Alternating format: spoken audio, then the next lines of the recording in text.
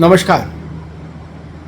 राष्ट्रीय स्वयंसेवक संघ ने अपने शताब्दी वर्ष के संदर्भ में फैसला लिया कि वो देश भर में 1 लाख से अधिक हिंदू सम्मेलन करेगी, सनातन सम्मेलन करेगी और उसके स्वयंसेवक हर सनातनी का घर खटखटाएंगे, वहां जाएंगे, संघ की बात कर उन लोगों को समझाएंगे और उन लोगों की बात समझकर संघ के पदाधिकारियों को बताएंगे ताकि एक 2 वे कम्युनिकेशन का रास्ता खुले और वो ग्राउंड से बात आए। जमीन पर चिंतन क्या है, जमीन पर सामान्य व्यक्ति क्या सोच रहा है। स्वाभाविक है, जब संघ ही कार्यक्रम करेगा तो इसका राजनीतिक तौर पर लाभ भारतीय जनता पार्टी को मिलेगा। अब जब ये तय हो गया कि भाजपा की मात्र संगठन में इतनी बड़ी कवायद होने जा रही है और 2027 में चुनाव भी है उत्तर प्रदेश में, तो फिर बाकी दलों को भी चिंता हुई और उन्होंने भी चिंतन किया और उस चिंतन का नतीजा ये निकला कि समाजवादी पार्टी ने अब फैसला किया है कि उसके कार्यकर्ता भी उत्तर प्रदेश में घर घर जाएंगे और पीडीए का पर्चा बांटेंगे। जो अखिलेश यादव ने एक नया पॉलिटिकल नैरेटिव दिया है, पीडीए, पिछड़े दलित अल्पसंख्यक, उससे जुड़ा लिटरेचर, उससे जुड़ी तस्वीर, क्या है पीडीए, क्यों जरूरी है पीडीए, जिसमें ये सब चीजों का उल्लेख हो, ऐसे पत्रक घर घर बांटेंगे सपा के कार्यकर्ता, इसकी योजना बन रही है। जाहिर सी बात है कि ये संघ के उस कार्यक्रम के काट के तौर पर समाजवादी पार्टी इसको प्रस्तुत करेगी और बहुत मुद्दत बाद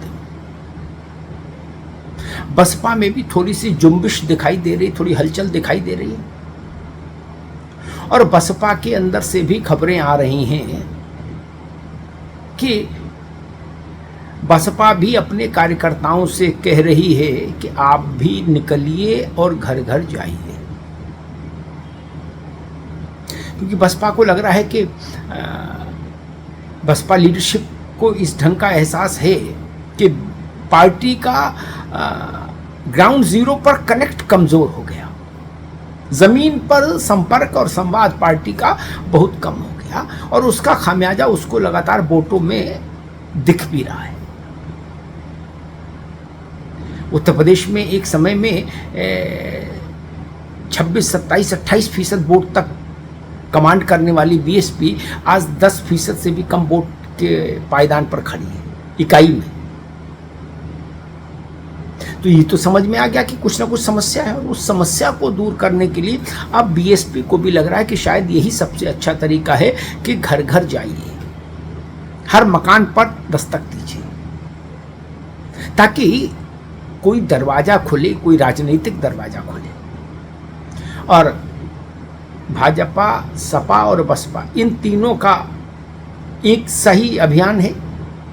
गौर से देखिए तो कि हर आदमी तक पहुंचना है, हर घर तक पहुंचना है, हर मकान पर दस्तक दी गई। इस रणनीति पर अब तीनों दल आ गए उत्तर प्रदेश के संदर्भ में, भाजपा, सपा और बसपा। कांग्रेस अभी ऐसी कोई स्थिति परिस्थिति में दिख नहीं रही है और कांग्रेस के लिए शायद ये मुश्किल भी होगा कि उत्तर प्रदेश में कोई इतना बड़ा अभियान वो अपने हाथ में ले पाए, क्योंकि संगठन की समस्या है उसके साथ। भाई आप घर घर जाना चाहते हैं तो उतने कार्यकर्ता भी तो आपके पास हो जो 26 करोड़ 27 करोड़ की आबादी वाले सूबे के घर घर कुंडी खटखटा ले। कांग्रेस के साथ तो वो समस्या है शायद, और कांग्रेस इतनी ऊर्जा उत्तर प्रदेश में लगाना चाहती है कि नहीं चाहती है ये भी अभी तय नहीं है, क्योंकि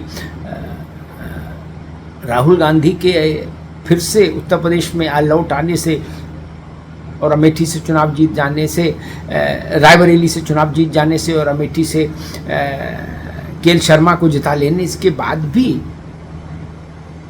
कांग्रेस में वो सक्रियता नहीं दिखी जिसकी उम्मीद कांग्रेस के कार्यकर्ता कर रहे थे। फिर एक अटकल आई कि प्रियंका जी सक्रिय होंगी उत्तर प्रदेश में, भले वो वायनाड से लोकसभा पहुंची हो, लेकिन समय के साथ वो अटकल भी परवान नहीं चढ़ी। प्रियंका जी भी सक्रिय नहीं हुई और राहुल जी भी उत्तर प्रदेश में सक्रिय नहीं रहे। तो गांधी परिवार एक तरह से उत्तर प्रदेश में इस वक्त सक्रिय नहीं है। सोनिया जी स्वास्थ्य के कारण, और वैसे भी वो राज्यसभा में राजस्थान से चली गई, और राहुल जी और प्रियंका गांधी ने उत्तर प्रदेश में विशेष सक्रियता दिखाई नहीं। तो कुल जमा तस्वीर ये बनी कि गांधी परिवार उत्तर प्रदेश में राजनीतिक तौर पर बहुत सक्रिय नहीं रह गया एक लंबे वक्त से। इसलिए ये अटकल महत्वपूर्ण हो जाती है कि क्या